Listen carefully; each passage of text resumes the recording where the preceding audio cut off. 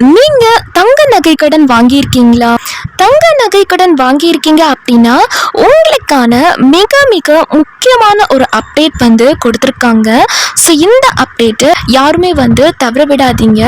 Reserve bank of India வந்து தங்க நகை கடனுக்கு ஒரு புதிய அப்டேட் ஒன்று எடுத்துட்டு வந்திருக்காங்க. அது என்ன அப்படின்றத பற்றியும் இந்த வீடியோவில் தெளிவாக நம்ம பார்க்கலாம்.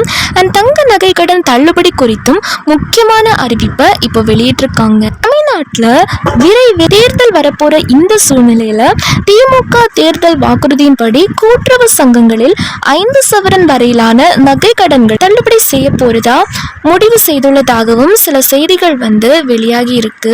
இந்த தேர்தல் வாக்குறுதிப்படி ஏழை குடும்பங்களுக்காக செயல்படுத்தப்படுகிறது. அதாவது மோசடி புகார்கள் காரணமாக தகுதியானவர்களுக்கு மட்டுமே தள்ளுபடி என அரசு தெளிவுபடுத்தியுள்ளது. புதிய கடன்கள் வாங்குபவர்கள் தள்ளுபடி திட்டத்தில் ஏமாறாமல் தகுதிகளை சரிபார்த்து கடன் பெற வேண்டும் அப்படின்னு சொல்லியிருக்காங்க. கடந்த ஆண்டு செப்டம்பர் 30ஆம் தேதி பாத்தீங்க அப்படின்னா 52% மேல தங்க நகை கடன் வந்து வாங்கியிருக்காங்க. நிறைய பேர் வந்து வாங்கியிருக்காங்க. எந்த காரணத்துக்காக வாங்கியிருக்காங்க அப்படின்னு பாத்தீங்க அப்படின்னா, பொதுவா தங்க நகை கடன் வைப்பதற்கான காரணம் அப்படின்னா நாளுக்கு நாள் தங்க நகைக்கான மதிப்பு வந்து உயர்ந்து கொண்டே செல்வதனாலதான், அதனோட மதிப்பு வந்து உயர்வதனால மக்கள் வந்து அதிகமாக தங்க நகை கடனை வந்து வாங்குறாங்க. ஸோ இந்த காரணத்தினால reserve bank of India RBI இப்போ ஒரு புதிய அப்டேட் வந்து சொல்லியிருக்காங்க. அதாவது தங்க நகை கடனை கொடுப்பவர்கள் அவர்கள் மீட்கும் பட்சத்தில் பிரச்சனை எதுவுமே கிடையாது. ஆனா சப்போஸ் மீட்க முடியவில்லை அப்படின்னு வரும்போது தங்க நகைக்காக ஒரு அமௌண்ட் வந்து வைக்கிறாங்க, லோனுக்கு வைக்கிறாங்க. தங்க நகை கடன்ல மீட்கிறாங்களா அப்படின்னு பார்த்தீங்கன்னா பலராலும் மீட்க முடியாம வந்து போயிருது. பிகாஸ் அவங்களோட குடும்ப சூழ்நிலை வந்து அந்த அளவுக்கு மோசமா வந்து இருக்கும்.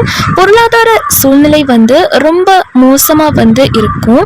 அவங்களால மீட்க முடியாத ஒரு நிலைமைக்கு வந்து தள்ளப்படுறாங்க. ஸோ இந்த மாதிரி மீட்கும் பட்சத்தில் பார்த்தீங்க அப்படின்னா அவங்க கட்ட வேண்டிய அமௌண்ட் வந்து பெரிய தொகை வந்து ஆயிடுது. இன்ட்ரெஸ்ட் எல்லாமே வந்து சேர்ந்து தான் வரும். ஸோ அவங்கனால கட்ட முடியாது. ஸோ அதனால என்ன நடக்குது அப்படின்னு பார்த்தீங்க அப்படின்னா அந்த நகை வந்து ஏலம் விடுறாங்க. ஏலத்தில் வந்து ப்ராப்பரான ஏலம் விடுறாங்களா அப்படின்றது நமக்கு தெரியாது. அவங்களுக்குள்ளே வந்து பேங்கே வந்து பர்சனலாக யூஸ் பண்ணுறாங்களா அப்படின்ற மாதிரியும் RBI ஒரு சில குற்றச்சாட்டு வந்து வச்சிருக்காங்க.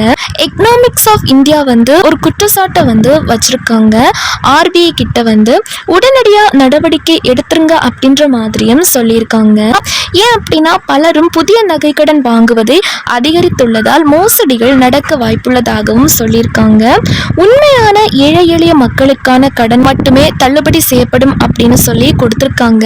இவங்க போலி நகைகளை கொடுத்து கடன் வாங்கிய மோசடி நபர்களுக்கு தள்ளுபடி கிடையாது என தமிழக அரசு அறிவித்துள்ளது. சில மாவட்டங்கள்ல பாத்தீங்க அப்படின்னா போலி நகைகளை கொடுத்து கடன் வாங்கியதாக சில புகார்கள் அப்படின்றது எழுந்திருக்கு. இன்னும் சில மாதங்களில் தேர்தலை ஒட்டி நகை கடன் தள்ளுபடிகள் வரலாம் என மக்கள் ரொம்பவே ஆர்வமோடு எதிர்பார்த்துட்டு இருக்காங்க. இதனால இப்போ கூட்டுறவு வங்கிகளில் நகை அடகு வைக்கும் எண்ணிக்கையும் அதிகரித்து வருகிறது. அது மட்டும் இல்லாம அரசு தரப்புல இருந்து விளக்கம் வந்து கொடுத்திருக்காங்க. தகுதியானவர்களுக்கு மட்டுமே இந்த நகை கடன் தள்ளுபடி அப்படின்றது கொடுக்கப்படும் அப்படின்னு சொல்லியிருக்காங்க.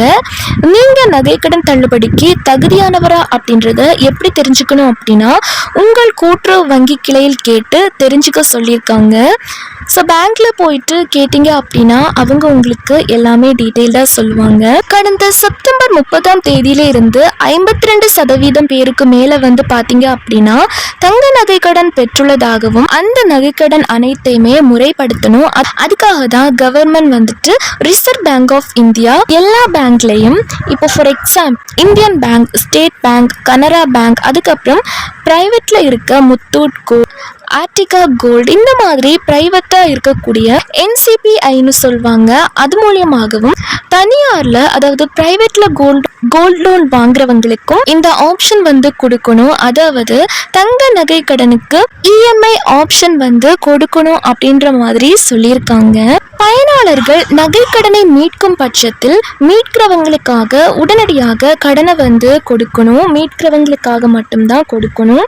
அவங்களோட தகுதி என்ன அப்படின்னு சரிபார்த்து ஹோம் லோனாக இருக்கட்டும் இல்லை பர்சனல் லோனாக இருக்கட்டும் அவங்களுக்கு வந்து தகுதி எல்லாத்தையும் செக் பண்ணிட்டு தான் வந்து கொடுக்கணும்.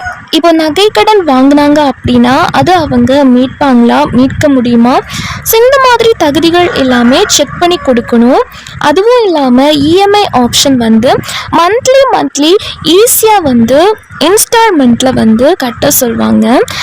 மாதம் ஒரு அமௌண்ட் வந்து நீங்கள் கட்டுற மாதிரி இருக்கும். ஸோ இந்த மாதிரி ஆப்ஷன் கொண்டு வர போகிறதா ரிசர்வ் பேங்க் ஆஃப் இந்தியா வந்து சொல்லியிருக்காங்க.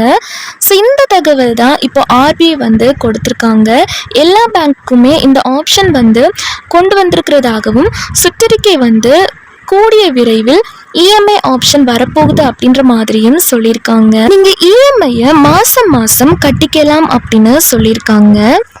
ஸோ இப்படி இருக்கும்போது நகையை வந்து மீட்க முடியாத பட்சத்தில் உங்கள் நகை வந்து உங்கள் தங்க நகை ஏலத்துக்கு வந்து போகாது. மாதம் இஎம்ஐ வழியாக கட்டிக்க முடியும் அப்படின்னு சொல்லியிருக்காங்க. அந்த நகையை வச்ச அந்த வாடிக்கையாளரே அந்த நகையை வந்து மீட்டெடுத்துக்கலாம் அப்படின்னு சொல்லியிருக்காங்க. ஸோ யாருமே இனி தவறுதலான நடவடிக்கை வந்து எடுக்க முடியாது அப்படின்னு சொல்லியிருக்காங்க.